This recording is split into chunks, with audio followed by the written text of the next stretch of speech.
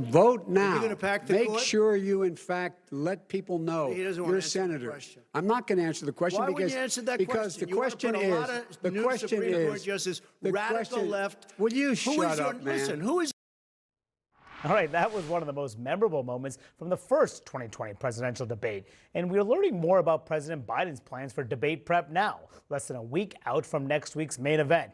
Two sources tell CNN that Biden lawyer and former Obama White House counsel Bob Bauer will likely stand in for Donald Trump in mock debates like he did in 2020. And Bob Bauer is here with me right now. He's also the author of a new book, The Unraveling, Reflections on Politics Without Ethics and Democracy in Crisis. Mr. Bauer, thanks for joining me. I really appreciate it. And here's the book right here. Pleasure to be with you. So before we get into the book, can you confirm you're playing Trump this time around? I can't discuss anything related to the debate. Oh boy, highly secretive. Pardon me? It's a. You know how lawyers are. They're not always very informative. No, that's very true. Well, I had to try. So let's talk about a little bit about your book. Because in the 2020, you talk about the 2020 debate prep in your book. And this is what you say. You say, I, as Donald Trump, played my part, lying and blustering and bullying my way through the mock sessions. To prepare, I watched hours of tapes of the 45th president as a businessman, 2016 candidate, and then in office. We set aside special sessions during which I was expected to be at my Trump worst, as personally insulting and unhinged as Trump can be. So take us inside that debate prep process. This is what you have to do in debate prep. And I played other candidates before in other debate preps in that election cycle and before. And the requirement for doing it effectively, and I'm not saying I did it effectively all the time, but the requirement is to so immerse yourself in what the opposing candidate has said, the style of argument they've used, the tone that they've deployed, that you recreate as well as you can for the candidate you're helping what the experience of debating with that candidate will be like. And so that's what I did. I threw myself into the history of Trump commentary in debates, interviews, speeches, and I did the same thing when I played other candidates. I write in the book, I believe I wrote in the book, that I also played Al Gore in the debates with Bill Bradley, or mock debates with Bill Bradley in the Democratic primary contest in 2000. And I've done other candidates as well, and the approach is always the same. Do you do a Trump impression? Do you sound like Donald Trump, or do you talk in your normal voice? Whenever you do this, you want to strike a balance between trying to approximate the experience, but it's not an opportunity for theatrics. That's a distraction. So you want to find some balance between recreating the experience and not attempting to, if you will, audition for Saturday Night Live. So you can't do a Trump impression right now. No, I'm afraid so. I Okay. don't think I'll ever be doing it outside of debate prep. So what did you see then as, and perhaps now, is what his weakness is? What is Donald Trump's weakness as a debater? I don't know that I really should speak to that. What you do try to do is not so much anticipate what the response would be, but just put that candidate forward in the most realistic possible way. And then it's really up to the other side, if you will, the candidate you're trying to help, to probe the weaknesses, to detect them, and to find ways to respond to them. Interesting. And then what about his strength? What is Trump's strength as a Well, debater? same thing again. That's something that will either be appropriately on display in the way that debating style is recreated, or if it's a failed debate prep, it won't be on display. But you're trying to give a balanced, you're trying to do it exactly the way, or as close as possible to the way, the candidate you're trying to help will experience it. And whether that will include, if there are strengths, it will include those strengths. If there are weaknesses, it should include those weaknesses. You mentioned you did write about other people. You played Bernie Sanders, Al Gore. How different is it playing Trump than those? You can imagine that going from Bernie Sanders to Al Gore is a journey. It's sort of an intellectual and psychological odyssey. And the preparation is the same. It's just the candidate whose experience you're trying to bring into the debate prep is so totally different. Whether or not you're involved in this debate, which you won't confirm, but how different do you think this debate prep will be compared to 2020? Or will it be pretty similar? In my experience, the format for, again, there are always tweaks and modifications. It depends on what individual candidates would like to do, how often they want to do a full dress mock, how often they want to break down segments and do them separately. That varies from candidate to candidate. It may vary from debate to debate.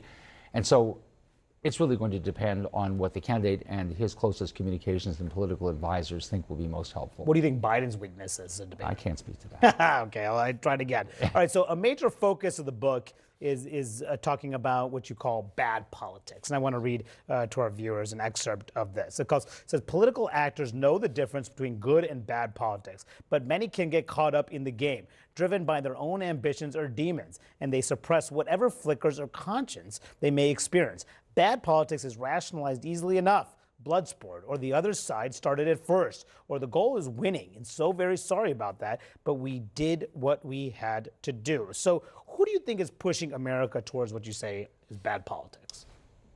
We have clearly seen a deterioration in the quality of our public life. Now, it's a complicated story. I can only give my perspective, and so I speak from my own experiences in the book. I'm giving my own perspective as a lawyer who's been involved in politics, and I cover that whole lifespan. I don't want to go into how old I am, but I've seen a good number of years of politics and election cycles and the like. And as you know, there are different explanations for where we are. Polarization, the depth of our polarization, the depth of disaffection with our institutions. But it is clear that it is taking place. And the one point I'm trying to convey, again, through my own experiences, through the stories that I can appropriately tell, consistent with attorney-client privilege and client confidence and whatever, the one point I'm trying to make is that at the end of the day, if we care about norms, we care about democratic norms that are so important to sustaining our democratic way of life, the people who have responsibility in government and politics have choices to make every day. Those who write speeches, those who write campaign ads, those who give legal advice, and on and on. Those in government who have decisions to make about how to advance a public policy debate, they have decisions to make every single day that bear on the health of these institutions. And if all that matters is winning, by the way, a particular debate or a particular election, and they're prepared to sweep aside all of those other considerations having to do with the health and robustness of our democratic norms and institutions, we're going to be in a sorry state, because the people who have it in their hands to really make a difference day by day will have failed us. And that is a profound concern. We're going to slide from a democratic politics, small d, to a democratic anti-politics. How does this, we're waiting, of course, for this ruling coming from the Supreme Court about former President Trump asking for total immunity here. How does that ruling impact what you call the unraveling of our politics? Does it have any impact on that? The ruling could be complex, and there's so many different ways it could come out, so many different potential divisions on the court that we could see. I will say this. Before I wrote this book, I co-authored a book with my colleague Jack Goldsmith, who's a professor at law at Harvard, on reform of the presidency.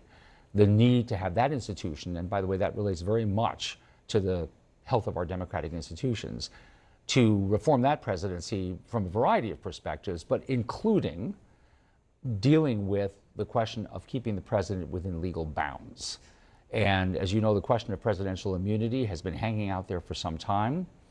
The Office of Legal Counsel in the Department of Justice has twice ruled that the president has complete immunity from prosecution as a matter of executive branch law, complete immunity from prosecution while in office.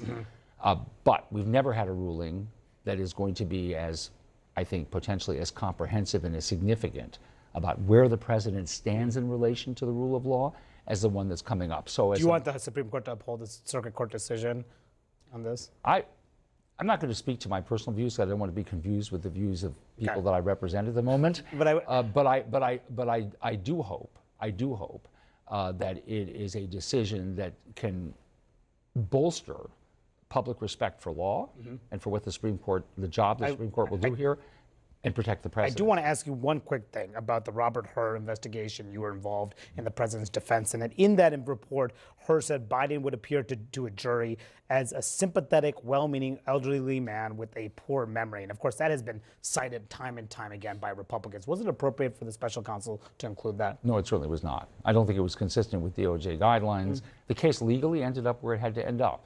He was absolutely correct. There was no violation of law here. However, the decision in this report to give his opinions and impressions, which, by the way, were belied by the transcript once it was released. His personal opinion didn't even stack up from the impression that people got from reading the transcript.